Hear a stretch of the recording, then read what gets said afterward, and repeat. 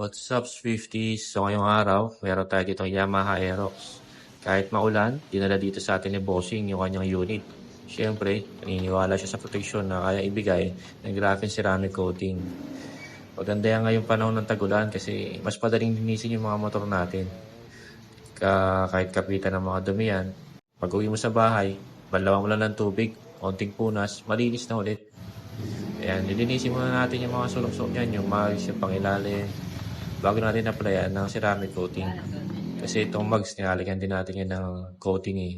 Pati yung mga fairings sa pangilalim, nilalagyan din natin yan. Kaya dapat malinis, maigi. Yan. Tayo naman, pakitab na ulit. So, kita-kita. Walang daya. Malinis. Pakintab na ulit. Yung unit ni Bossing, na-restore natin yung dati yung ganda. Dito kasi sa Swift, attention to detail talaga tayo. Para sulit na sulit ang bayad nyo mga Bossing. Kaya dito na kayo lagi sa Swift magpagawa para alagang Swift ang mga motor nyo. Kaya ayun, ready na ba kayo sa montage natin? Let's go!